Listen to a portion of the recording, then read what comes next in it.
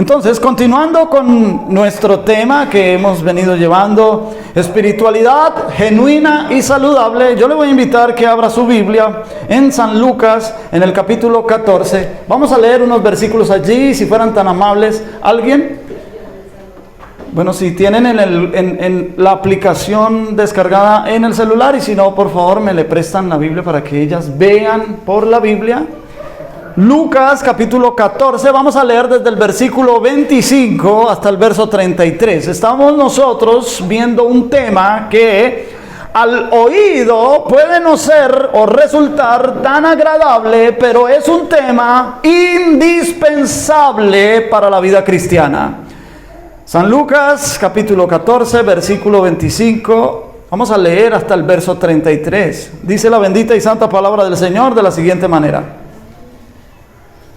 grandes multitudes iban con él, es decir, con Jesús. Y volviéndose les dijo: si alguno viene a mí y no aborrece a su padre y madre y mujer e hijos y hermanos y hermanas y aún también su propia vida, no puede ser mi discípulo. Y el que no lleva su cruz y viene en pos de mí, no puede ser mi discípulo.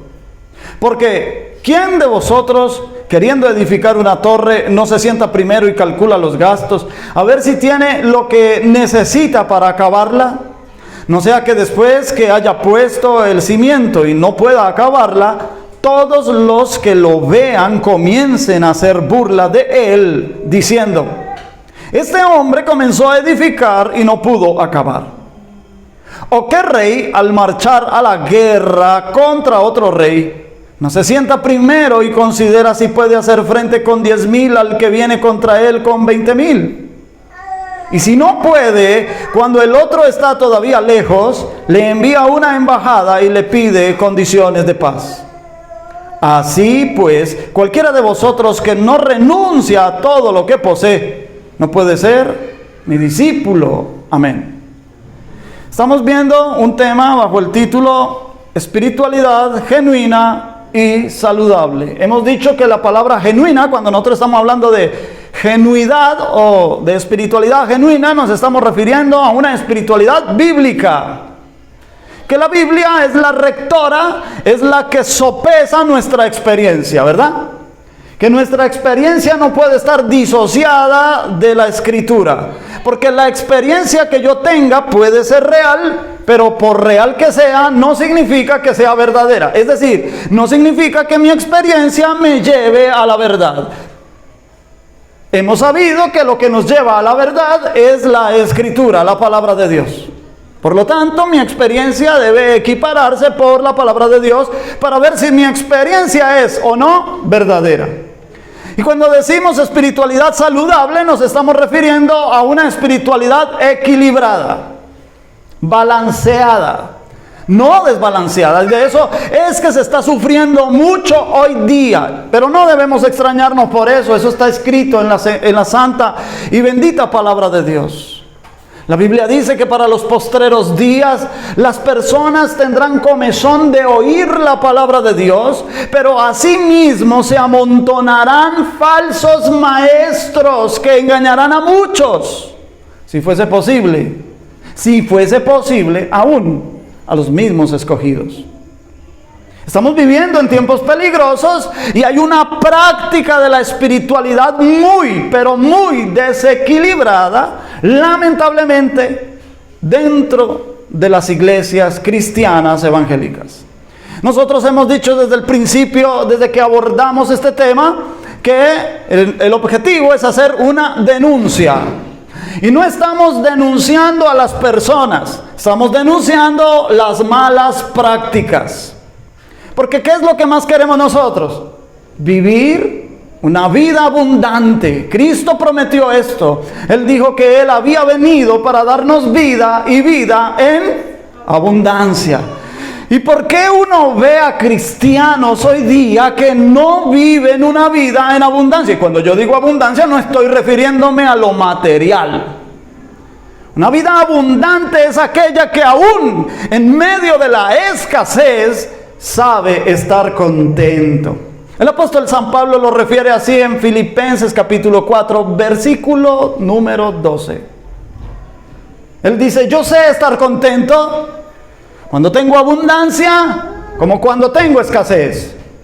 Sé estar contento cuando estoy saciado, como cuando tengo hambre. Yo puedo estar contento en todo y por todo, dice Pablo. ¿Por qué? Versículo 13. Porque todo lo puedo en Cristo que me fortalece.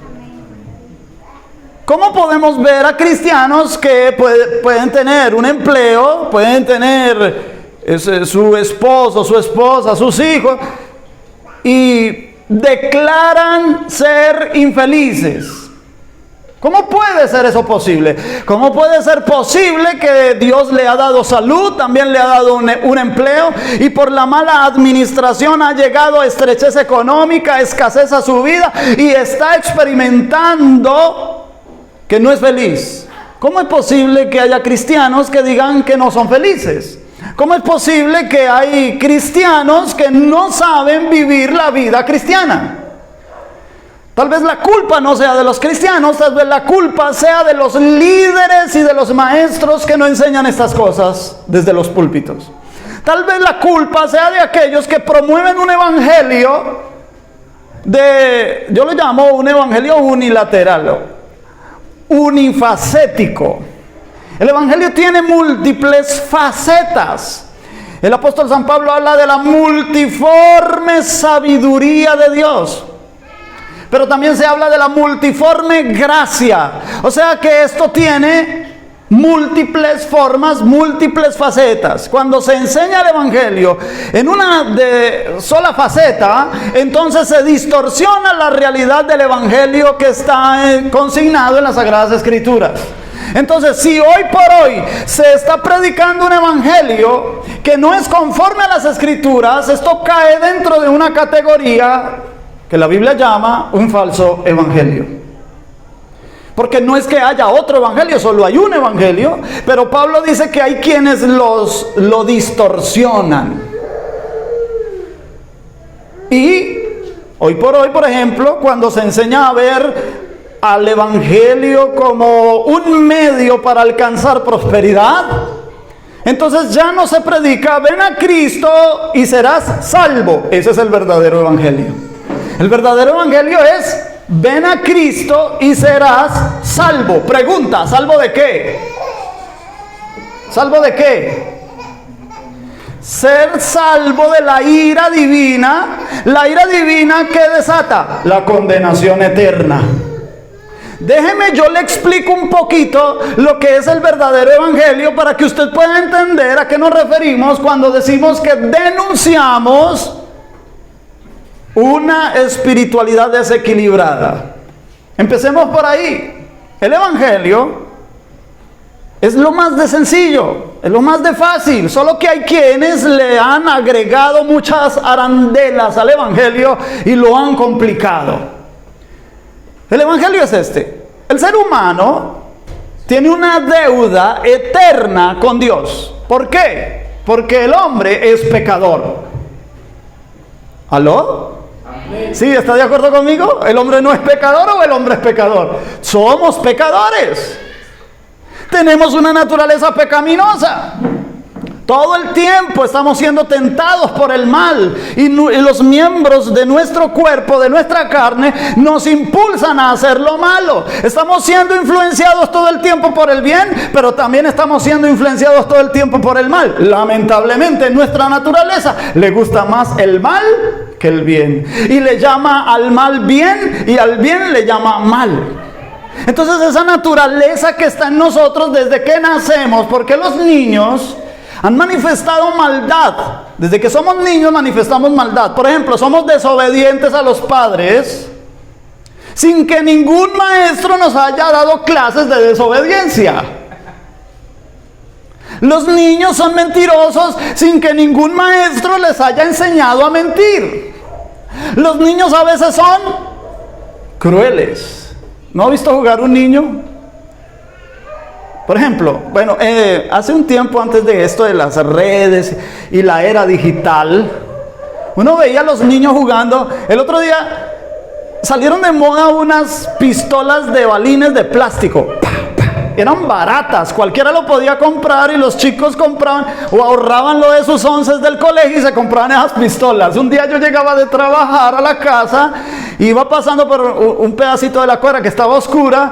Yo no sabía que a un lado y al otro habían niños atrincherados porque estaban jugando con eso. Yo pasé por el medio y se empezaron a disparar ellos y me pegaban por lado y lado. Bueno, pero eso es un ejemplo. El otro día vi un niño jugando solo con un arma de esas.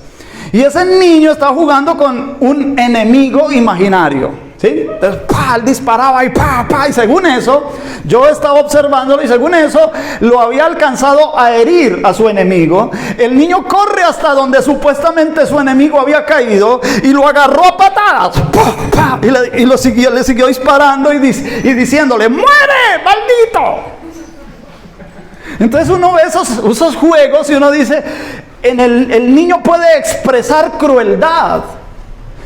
¿Sí me voy a entender? Puede que haya aprendido eso de una película, pero el niño lo entendió, lo aprendió y lo expresó.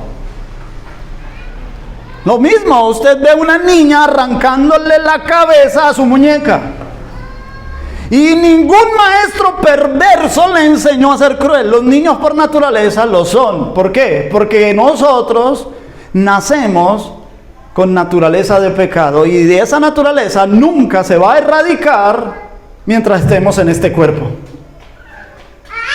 Y como nosotros tenemos esa deuda con Dios y la deuda es eterna, ¿y por qué la deuda con Dios es eterna? Porque la ofensa fue hecha a un Dios eterno.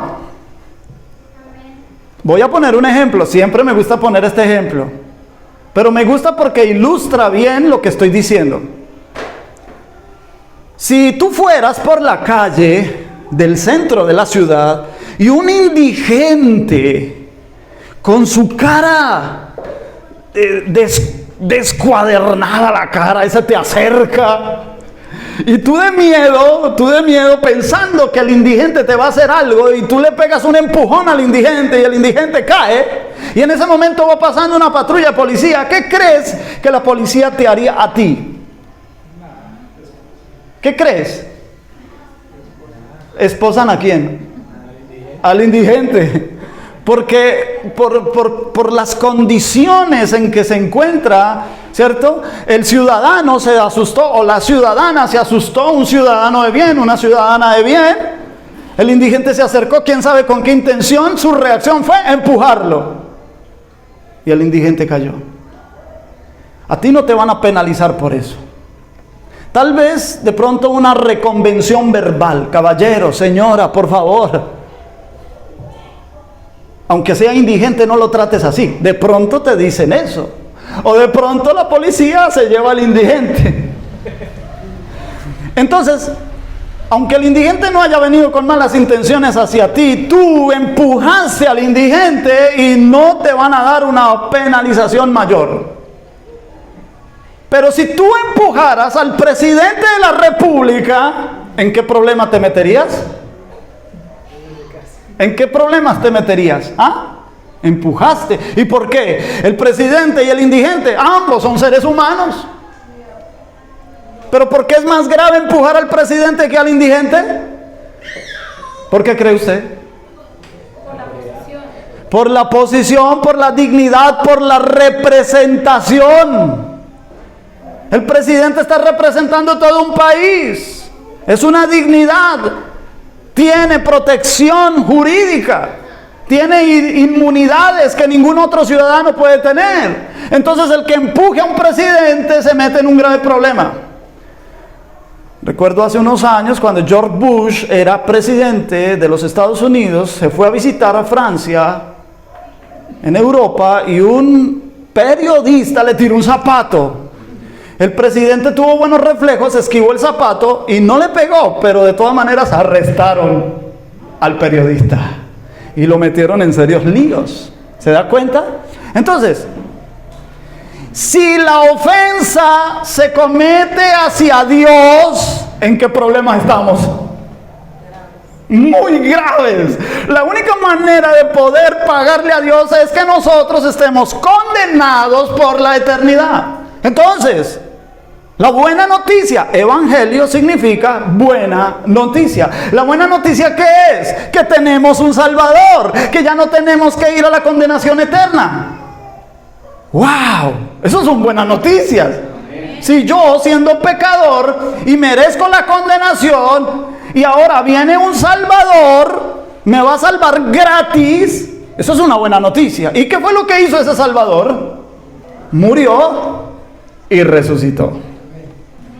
Por su muerte, nosotros tenemos perdón de pecados. Y por su resurrección, tenemos vida eterna. ¿Cómo te parece esa buena noticia? Ese es el evangelio, así de sencillo. Pero hoy se predica otro tipo de evangelio. Ven a Cristo y serás prosperado. Ese no es el evangelio. Ven a Cristo y serás sano. Ese no es el evangelio. Pueden ser consecuencias del evangelio que además de ser salvo, también Dios te sane, también Dios te prospere. Pueden ser consecuencias del verdadero evangelio. Pero predicar ese tipo de evangelios no solo es desfigurar el evangelio, sino mostrar solo una parte del evangelio y partes que no son las fundamentales. Entonces hoy estamos viviendo una espiritualidad desequilibrada, o sea, no saludable. Ahora, y la palabra espiritualidad, ¿qué significa? Bueno, esa palabra tiene en la Biblia un gran sinnúmero de aplicaciones. Por ejemplo, a los demonios en la Biblia se les llama huestes espirituales de maldad. A los ángeles también, los ángeles del Señor, se les llama espíritus ministradores para los que van a ser herederos. ¿Cierto? También se le conoce a la ley de Moisés como una ley espiritual. También el cuerpo transformado que recibirán los creyentes cuando el Señor Jesucristo venga por segunda vez, dice que será un cuerpo espiritual. Además de otras aplicaciones, por ejemplo, o actividades de la palabra espiritual, por ejemplo, los dones son dones espirituales. Pedro dice que nosotros somos piedras vivas para edificación de la casa espiritual y que nosotros debemos ofrecer sacrificios espirituales. También los himnos y los cánticos que nosotros cantamos, según Colosenses, deben ser cánticos espirituales, que la mente del creyente debe ser una mente espiritual y que las bendiciones que el Señor nos ha dado ya nos las dio, pero son espirituales y que están en Cristo Jesús. Amén. Pero aquí, en este estudio que nosotros estamos abordando, la palabra espiritualidad la estamos enfocando hacia la madurez. Cuando una persona alcanza madurez espiritual, entonces vamos a llamar a esa persona como una persona espiritual. ¿Sí me estoy dando a entender? Bien. ¿Qué se necesita para tener madurez espiritual? Se necesitan al menos tres cosas. Número uno, la regeneración. ¿La regeneración qué es? Es un milagro del Espíritu Santo en aquella persona que cree en Cristo como Salvador. No el que cree en X o Y religión. No el que cree en X o Y predicador, pastor, profeta o lo que sea. No. Es aquel que cree que Cristo, el que hace 2000 años murió en la cruz del Calvario, el que puede creer en Él, porque toca es por la fe. Porque a ninguno de nosotros nos consta. ¿Cierto? ¿A usted le consta, hermano Jaiber, que Cristo vino a esta tierra? Hermano Arbeida, ¿a usted le consta que Cristo vino a la tierra?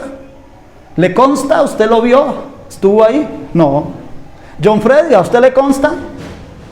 A ninguno de nosotros nos consta. Eso ocurrió hace más de 2000 años. ¿Cómo hacemos para saber que sí vino a la tierra y murió por nuestros pecados? Por la fe.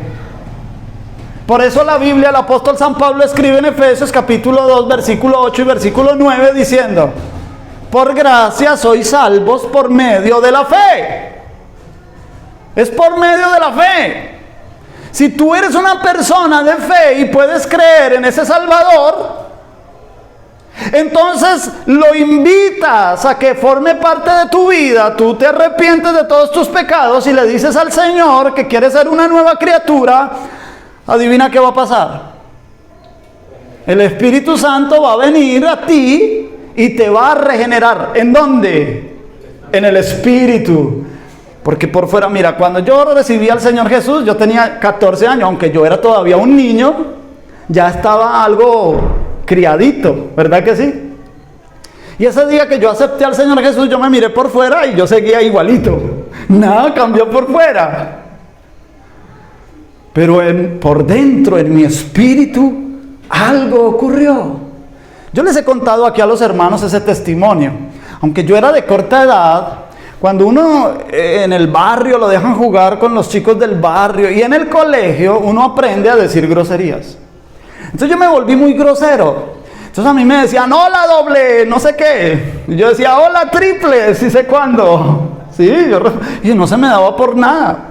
Uno se acostumbra a decir tanto las groserías que usted antes de mencionar algo, primero adelante dice la grosería. Por ejemplo, si usted va a decir silla, usted dice la no sé qué silla. ¿Sí o no?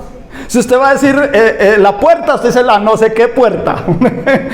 El que se acostumbra a decir grosería, el que se acostumbra a ser maldiciente, ¿cierto? Lo dice. Y se le da por nada. Es normal. Pues para mí era normal. Claro, en mi casa yo no podía decir grosería, mi mamá me castigaba. Pero por fuera sí, en el colegio también. Cuando yo recibí al Señor Jesús en mi corazón, como era la costumbre hablar así, al otro día yo salí a la calle, me encontré con un amigo y ese amigo me saludó como de costumbre. Hola doble, no sé qué. Y yo le dije, hola triple, sí sé cuándo. Pero esta vez me sentí mal por decirle grosería. Yo fui, después busqué al pastor y le dije, pastor, que quiero decirle algo, lo que pasa es que se me soltó una grosería yo esta mañana y la dije, pero me sentí mal. Y él me dijo, mijo, es porque ahora el Espíritu Santo ha venido a tu vida. Ya no puedes ser el mismo. Entonces, quiere decir que en mi espíritu hubo una regeneración. Ahora la tarea era que en mi alma yo tengo durante toda mi vida que empezar a renovar mi alma. Es una tarea difícil porque ahí es donde tenemos que hablar de la madurez. Madurez espiritual significa que sea menos almático y más espiritual. Cuando yo estoy hablando de almático, estoy diciendo que deje de ser tan intelectual, que deje de ser tan emocional, que deje de ser tan volitivo, tan voluntarioso, que deje de ser tan débil de conciencia, que vaya fortaleciendo las cosas espirituales. Y a medida que yo vaya fortaleciendo las cosas espirituales, voy alcanzando madurez. Entonces, para alcanzar madurez espiritual necesito, número 1, ser regenerado. Número 2, necesito que el Espíritu Santo habite en mí. Si el Espíritu Santo habita en mí, Él me va a redarguir, como ya lo explicamos, para que yo vaya avanzando en mi vida como cristiano. Y número 3, necesito tiempo. Tiempo para hacer madurez. O sea, no vamos a pretender que una persona aceptó a Cristo como Salvador el día de hoy y la otra semana yo venga de grandecito como el apóstol San Pablo. No se puede. Toca esperar un tiempo. Por eso al nuevo creyente no se le puede llamar espiritual, porque no ha tenido suficiente tiempo para madurar. A un creyente de más tiempo no necesariamente significa que porque lleva un tiempo en su cristianismo sea también maduro. Hay cristianos que no maduran. Aquí no, gracias al Señor, aquí no, eso es por allá en las iglesias de Corea del Norte. En Corea del Norte no hay iglesias bueno, sí hay, pero otro día les explico. Pero en esas iglesias de por allá es que hay hermanos, vea hermanos, hay gente que lleva años en el evangelio y son mañosos. Y por esos cristianos así es que hay otras personas que no son cristianas que no les da ganas de ser cristianas. ¿Por qué? Porque dicen, ay no, para yo ser cristiana, igual a ese vecino de allá, disque evangélico, disque cristiano y malo paga. Pide prestado y no paga. A mí me debe ir, yo ya le eché tierrita a plata. Pero me invita a la iglesia y yo por ahí no voy. Claro, ¿qué ganas le va a dar? ¿Qué ganas le va a dar de ir? No le van a dar ganas de ir. Porque, ¿cierto? O por ejemplo, llega el hermanito muy bien vestido con su Biblia debajo del brazo y todo el mundo lo ve salir y todo el mundo lo ve entrar y que esa persona, no, wow, va para la iglesia. Pero nadie sabe, solo los vecinos cercanos saben las gazaperas que se forman en la casa de ese señor. La gritería y los insultos que le da a la esposa y a los hijos. No hay manifestación de amor ahí. Entonces la gente, los vecinos, ¿qué ganas les vas a dar de ser cristianos? ¿No les va a dar ganas de ser cristianos? ¿Sí o no? ¿Sí? O, por ejemplo, allá hay un cristiano que es mecánico. Vamos a suponer, perdonen aquí los hermanos que si de pronto alguno es mecánico, pero vamos a poner el ejemplo de un mecánico. Pudiéramos hacerlo con el zapatero, ¿sí? Bueno, un mecánico. Y la gente le lleva a reparar los vehículos a ese señor, pero el señor le mete repuestos de mala calidad y se los cobra como originales. Cuando el cliente se da cuenta, dice, disque evangélico. ¿Qué ganas le va a dar al cliente de ser cristiano? Ninguna. Eso se llama personas que llevan años en el cristianismo y no han madurado espiritualmente porque no han puesto en práctica nada de lo que hay en la Biblia. Nada. Otro síntoma, de la inmadurez espiritual son aquellos cristianos que viven señalando a los demás y los viven condenando.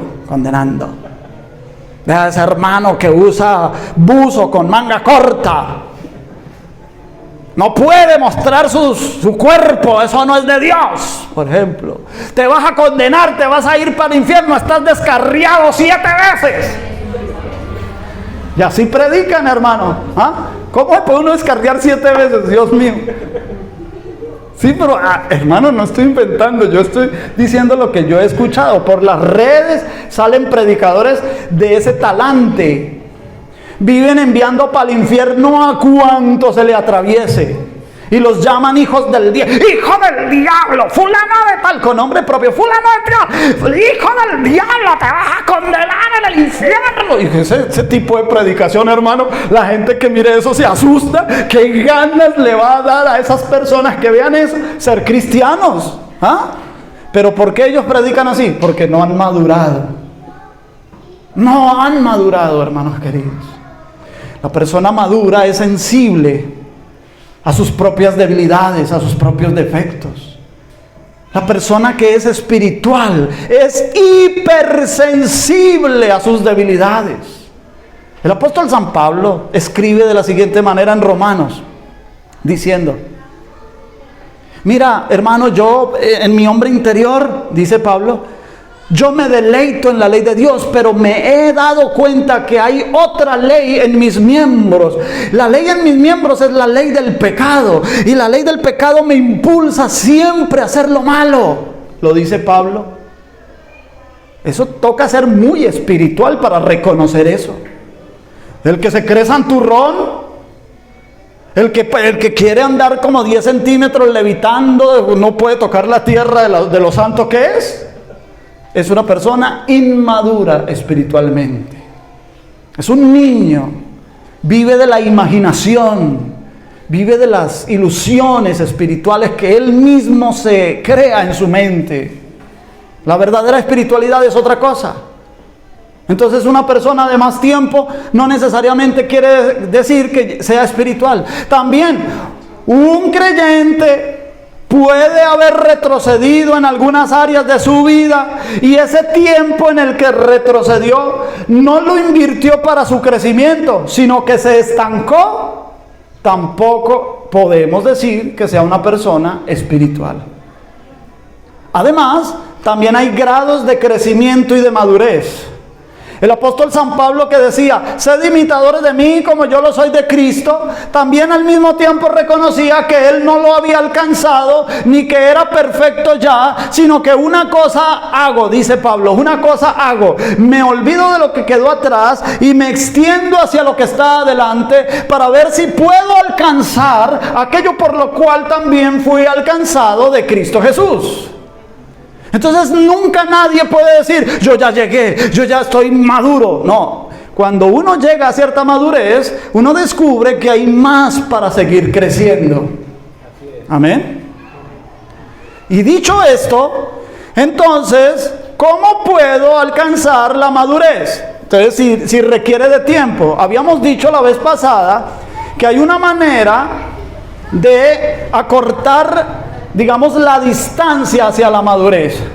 Porque cuando tú multiplicas la velocidad por el tiempo, vas a descubrir la distancia. Y poníamos un ejemplo, vamos a poner el ejemplo. Si tú vas a 80 kilómetros por hora en tu automóvil o en la moto, o qué sé yo, vas a 80 por hora y no disminuyes la velocidad, es una velocidad constante, y durante 2 horas viajas a 80 kilómetros por hora, cuando paras, ¿sabes cuántos kilómetros has recorrido? 160, porque fueron 2 horas a 80 kilómetros por hora.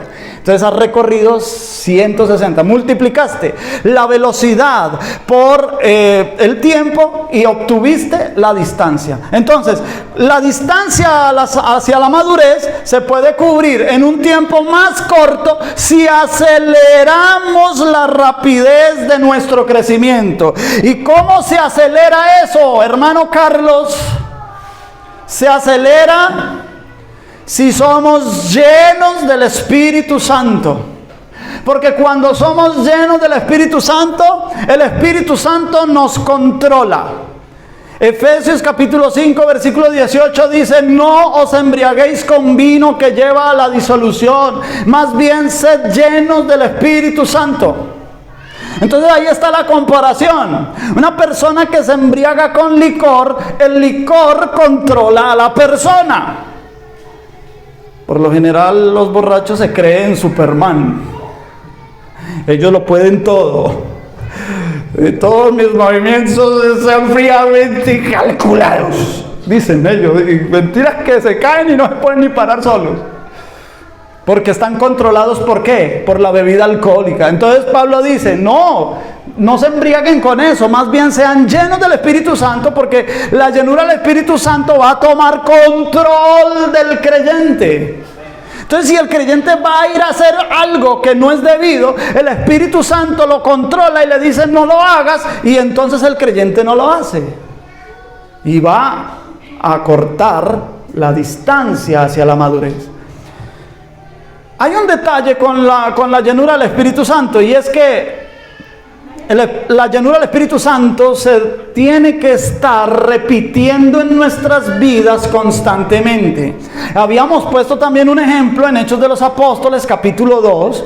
Hechos de los Apóstoles capítulo 2 dice que ahí había 120 personas que estaban orando, y dice que vino sobre ellos el Espíritu Santo y los llenó a todos. Todos fueron llenos del Espíritu Santo, dice allá Hechos capítulo 2.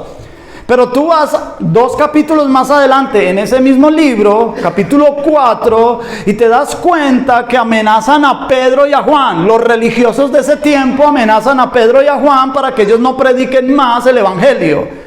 Pedro y Juan se van donde están los otros apóstoles, les cuentan acerca de las amenazas y se ponen a orar. Otra vez empiezan a orar. Y dice la Biblia que cuando ellos hubieron orado, otra vez el Espíritu Santo los llenó a todos. Y entonces tenemos que hacer una pregunta. Un momento. Si en el capítulo 2 dice que ya habían sido llenos del Espíritu Santo, ¿por qué en el capítulo 4 otra vez dice que fueron llenos del Espíritu Santo? Porque la llenura se pierde. La llenura va menguando. Entonces tenemos que constantemente buscar la llenura del Espíritu Santo. ¿Y cómo hago para buscar la llenura del Espíritu Santo, hermano Carlos? Entonces le traigo aquí 3 medios por los cuales tú y yo podemos ser llenos del Espíritu Santo. Número 1, por la oración en común. Y tenemos otra vez Hechos capítulo 2, verso 1, que allá dice que estaban todos reunidos unánimes juntos, orando. Y ahí fue donde dice luego más adelante, y vino el Espíritu Santo y los llenó a todos. Entonces, cuando nosotros clamamos en conjunto por la llenura del Espíritu Santo, lo más seguro es que Dios nos conceda la petición. En la calle Azusa, año de 1906, se congregaban 6 hermanos en una casita allá. Eso está, incluso existe la fotografía de la casa. Empieza el movimiento pentecostal en los Estados Unidos de América.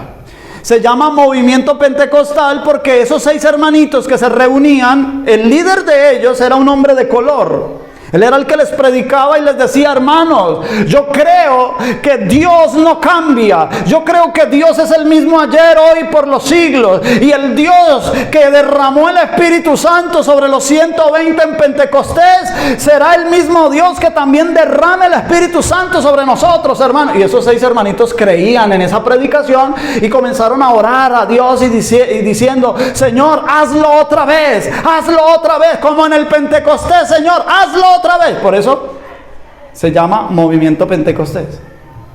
La anécdota o digamos la historia cuenta que después de un tiempo de ellos estar orando así, vino el Espíritu Santo sobre esos 6 hermanos que estaban orando juntos, y que cuando vino el Espíritu Santo se escuchó también un estruendo. ¡Bum! Todos los vecinos de por ahí salieron a ver qué era lo que había ocurrido. En ese tiempo no se usaban los carrobombas. Creo que todavía los carros no se habían inventado en 1906, no estoy bien seguro. Lo cierto es que quién sabe qué pensaron ellos. Salieron a mirar y vieron esa casa envuelta en llamas. Llamaron a los bomberos. Escuchaban a la gente adentro de esa casa gritando. Entonces vinieron los bomberos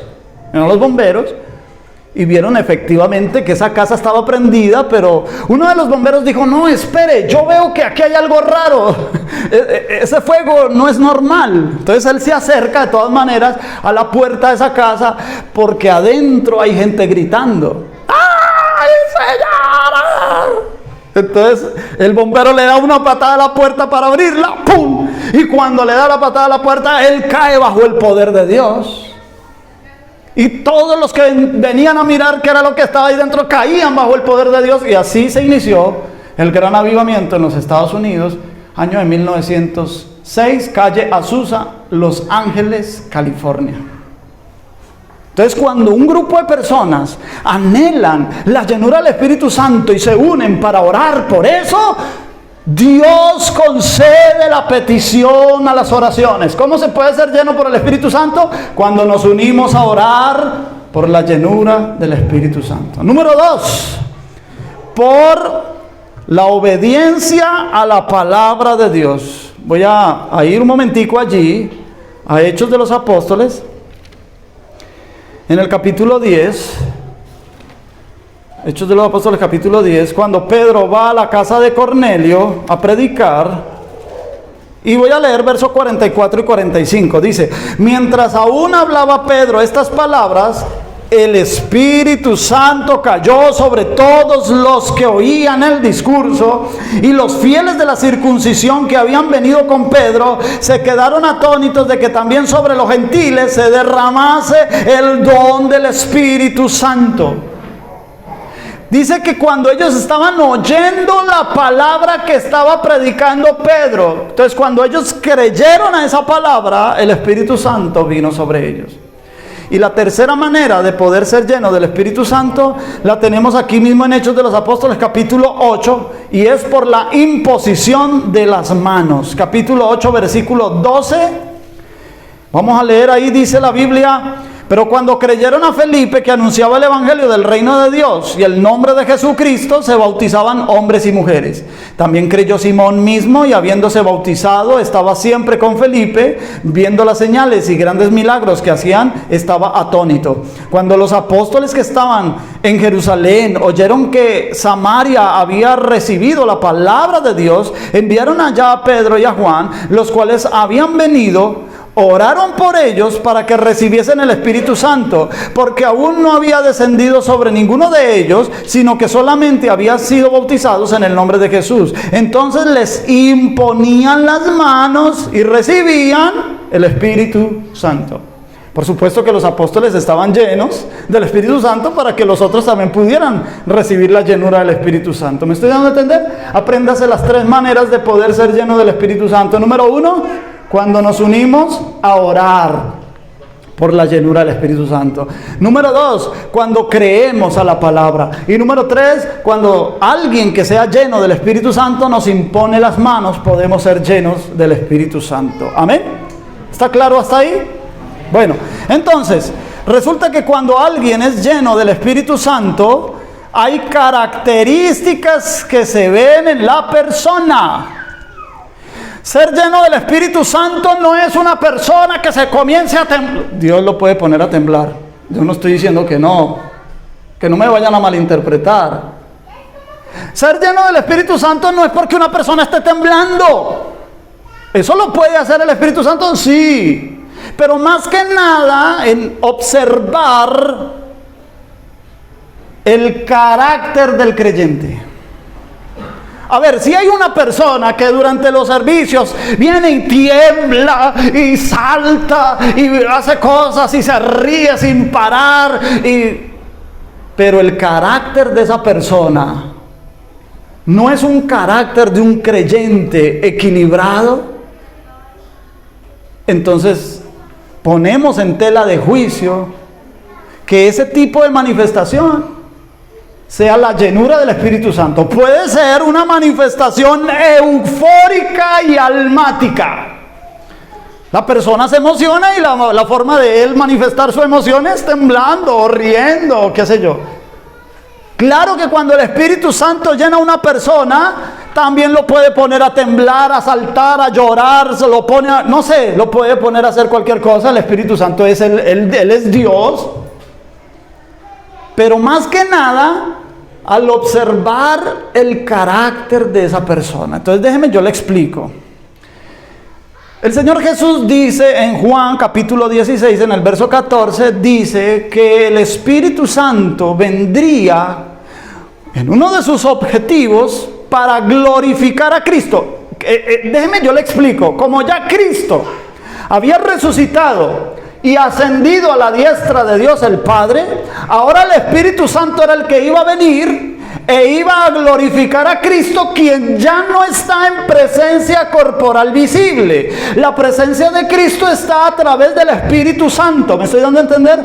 El Espíritu Santo que habita en cada creyente. Entonces, por supuesto, si el Espíritu Santo glorifica a Cristo, esto debe manifestarse en una característica muy marcada en el carácter de la persona. El carácter de la persona, la mayoría de nosotros somos temperamentales, y si el temperamento de la persona es fuerte, es agresivo, entonces él dice, es que yo soy de carácter. No, señor, no eres de carácter, eres de temperamento. El temperamento tuyo y el mío es genético, eso lo heredamos. Por eso a veces dice, uy, mire cómo me parece al abuelo, mire cómo me parece a la abuela, ese muchachito, esa muchachita, le sacó el genio a la mamá, o cosas así, ¿cierto? ¿Por qué? Porque el temperamento se hereda y no lo podemos cambiar.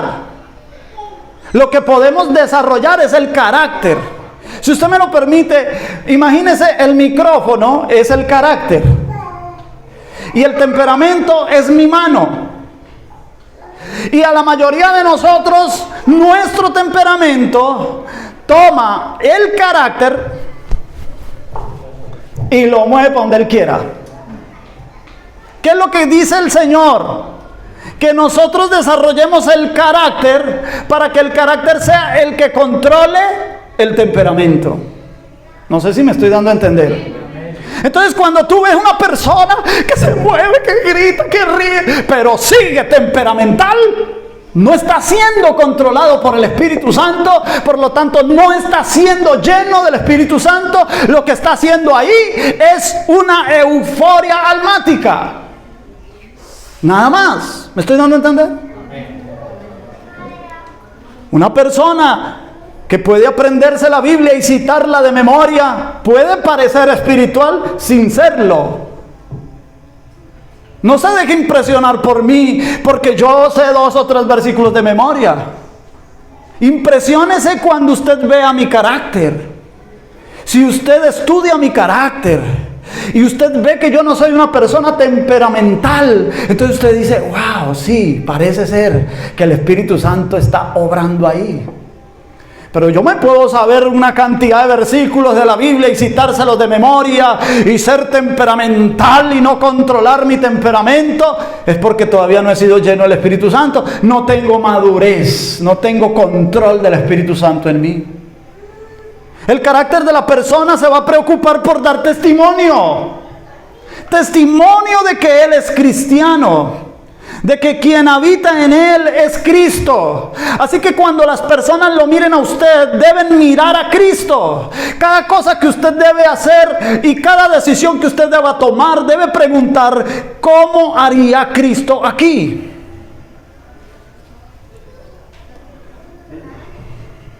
Ya voy terminando, pero no puedo terminar sin decir esto. ¿Usted cómo se imagina a Cristo? Si Cristo estuviera en pleno siglo XXI, en medio de una era digital en la que nosotros estamos, invirtiendo el tiempo en el Facebook, en el WhatsApp, en YouTube, mirando mujeres desnudas o semidesnudas que pasan por ahí, y el Señor Jesús invirtiendo su tiempo ahí. ¿Qué dice usted? ¿Qué dice usted? El Señor Jesús tomándose selfies, poniéndolas en el estado de WhatsApp. Muchachos, rumbo a Nazaret. Aquí con mis discípulos, vea. Vamos a participar en la última cena. Estoy a punto de lavarle los pies. ¿Usted qué dice? Sí, lo haría el Señor. Yo creo que el Señor rechazaría toda forma de publicidad. Yo creo que el Señor rechazaría. Un día lo quisieron nombrar rey y se escapó, se les escapó. No, mi reino no es de este mundo, a mí no me interesa eso. Él tenía claro su propósito. Él tenía claro a lo que había venido a hacer. Entonces nosotros como cristianos que reflejamos a Cristo, ¿qué estamos reflejando, hermanos? Perdónenmelo, yo lo voy a decir con mucha delicadeza, lo voy a decir y si llego a ofender a alguien de antemano, les pido me perdonen en el nombre del Señor Jesucristo. Pero si yo soy su amigo y además soy el líder espiritual en este grupo, yo debo decir la verdad. Debo serle fiel al Señor. Si usted se enoja conmigo, o los que me ven por el video después van a ver el video y se enojan conmigo y no vuelven a ver ese flacuchento barbuchas allá hablando, yo debo serle fiel al Señor. Si yo pongo estados en mi Facebook, estados en mi WhatsApp, yo, todos esos amigos virtuales, porque la mayoría de ellos ni me conocen personalmente, en mi Facebook, increíblemente, tengo como 400 amigos. De esos 400 hay como 60 que conozco personalmente. El resto son gente que no conozco, o sea, son amigos ¿qué? Virtuales. Esos amigos virtuales, ¿qué van a ver? Ese de barbuchas anda solo. Nunca salgo en una foto con mi esposa o con mis hijos. Nunca un mensaje de te amo. Para que esos amigos virtuales o los que quieran, pretendan ser mis amigos, sepan que yo tengo un hogar. ¿Y qué tal si me ven solos y algunas señoras, ya señoras no puedo decir, señoras llegaran a interesarse. Ay, el barbucha ese, ¿de dónde será? ¿Será que es colombiano? ¿Será que es francés, italiano? Vamos a escribirle, estás muy guapo. ¿Y qué tal yo con mi esposa y todo? Pero como no solo muestro sino mi imagen, digo yo, gracias. ¿Usted qué cree? ¿Estoy revelando a Cristo? Hermanos queridos, hasta en esas cosas tenemos que darle buen manejo, porque somos creyentes, revelamos al Señor, preguntémosle al Señor. Ahora, ¿es pecado yo salir en una foto en mi perfil? No es pecado.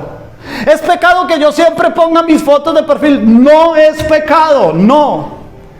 Estamos dando un mensaje de que incluyas lo que tú eres. Y tú no eres tú solo. Tú al menos debes tener familia. ¿Cierto que sí? Vean, hermanos, déjenme decirle. Conozco personas casadas que cuando yo le miro la información dicen solteras. ¿Por qué? ¿Por qué? Interesados, porque hay una partecita donde dice interesados en hombres o interesados en mujeres, ¿sí? Cristianos, yo conozco que cuando les veo la información, ¿por qué tienen ese tipo de información en sus Facebook? ¿Qué es lo que quieren transmitir? ¿Ve? Entonces, hermanos, nosotros estamos es para mostrar a Cristo. No para ser religiosos más, porque la gente religiosa viene a la iglesia, tranquiliza su conciencia. Yo ya fui a la iglesia. Y pasa toda la semana y dice, no, yo el sábado fui a la iglesia. Ya, o sea, usted, el que peca y reza empata. No, tenemos que madurar. Tenemos que buscar la llenura del Espíritu Santo. Tenemos que ser mejores cada día. Mostrar al Señor Jesucristo. En todo lo que hacemos, en lo que decimos. Pero que en lo que digamos sea acorde con lo que somos. Y lo que somos, acorde con lo que decimos. Cuando yo reconozco, hermanos, que tengo debilidades, estoy poniendo de manifiesto que usted no puede confiar en mí. Si yo le digo a usted, hermano, a mí el Señor es el que me revela, Dios es el que me muestra a mí. Si usted no acata lo que yo digo, usted va a pasarla mal. Por ejemplo, este tipo de predicaciones enseña a la gente a ser idólatra. Escucha la palabra, si tú crees a esta palabra. No, yo no estoy desmintiendo que Dios puede revelar palabra y dar una palabra profética, pero cuando el epicentro de la palabra profética es el profeta, estamos mal. El epicentro de la palabra profética debe ser Cristo. El epicentro de un ministerio, si ese ministerio Dios lo usa con milagros, señales, prodigios, el epicentro debe ser Cristo. Ese ministro debe mostrar a Cristo y no debe mostrarse él. Yo veo grandes siervos de Dios con trajes italianos y zapatos italianos en sus Facebook. Y entonces ponen ahí grandes títulos, ¿no? Títulos grandes. Evangelista, no sé qué, internacional, y se dan esa vitrina. ¿Por qué? Aquí el importante es el Señor Jesucristo. Nosotros en cualquier momento podemos fallar. Nosotros en cualquier momento podemos fallar. Dios no falla. Si nos agarramos del Señor, Él no nos falla. No le seas fiel al hombre en el aspecto religioso. Debe serle fiel a Dios en el aspecto espiritual. ¿Estamos de acuerdo? Porque como no queremos vivir una vida espiritual desequilibrada, ni tampoco queremos vivir una vida espiritual enferma, estamos aprendiendo. ¿Cierto? Estamos aprendiendo. Para yo venir a decirle estas cosas a usted esta noche, yo tengo que aplicarlas primeramente en mi vida. Si yo no aplico lo que yo le enseño a usted, vendría a ser un falso maestro. Yo soy el responsable de alumbrar más que usted, no porque yo sea más que usted, sino que tengo la obligación de ir primero, de dar los primeros pasos y decirle, hermano, no pise ahí porque yo ya pisé y le cuento, no es agradable pisar ahí. ¿Cierto? Y si yo le digo, hermano, pise por aquí porque yo le garantizo que por ahí es el camino, usted tiene que haber visto mis pasos. Tampoco nunca siga a un líder que tenga heridas en la espalda, porque eso significa que salió corriendo en la batalla. Siga a un líder que pueda mostrar sus heridas en su pecho, en su frente, porque le dio la cara a la batalla. Y le puede decir, yo he batallado y yo sé cómo es la batalla. No te metas en esa guerra, no te metas en esa batalla. Y en 34 años de ser cristiano he aprendido que hay batallas en donde uno no se debe meter. Y hay cristianos que les encanta meterse en batallas en donde no salen ganando nada. David, termino con esto. Para que me crean. Cierro la Biblia. Cuando un predicador cierra la Biblia y dice que va a acabar es porque sí. Si el predicador dice voy a acabar y sigue con la Biblia abierta, no le crea. Bueno, no alcanzamos a ver lo de Lucas 14, pero para la próxima seguimos ahí. Mire, David llegó a llevarle unos quesos y unos panes a sus hermanos que estaban al frente de la batalla contra los filisteos. Los filisteos tenían un paladín que era gigante, Goliat. Ese Goliat desafiaba a cualquiera que me derrote, no sé qué, pero nadie le salía a pelear con el gigante. Pero llegó David y escuchó que ese gigante desafiaba al ejército de Israel, y David no se metió a pelear de una con el gigante. Él primero preguntó, ¿y qué le van a dar al que derrote al gigante? Y le dijeron, el rey ha dicho que le va a dar su hija para que se case con ella, y la familia del que derrote al gigante no va a tener que pagar impuestos nunca. Entonces David dijo, pues ¿a dónde hay un arroyo que voy a buscar 5 piedras? Porque le voy a meter la mano a ese gigante. Nunca te metas en una batalla en donde no hay nada para ganar. Nunca te metas a discutir en donde no hay nada para ganar. Usted discute y pelea y no gana nada. No se meta ahí. Si hay algo para ganar, vale la pena pelear. Y si no, no. Yo he sufrido muchas heridas así, pero he aprendido. Y lo que he aprendido en 34 años lo digo en 5 minutos. Usted verá si la coge y puede aprender de ahí. Amén. Yo quiero hacer una oración especial en esta noche, sobre todo por quienes nos visitan, por todos nosotros, mis queridos hermanos, pero sobre todo por quienes nos visitan, estas preciadas mujeres.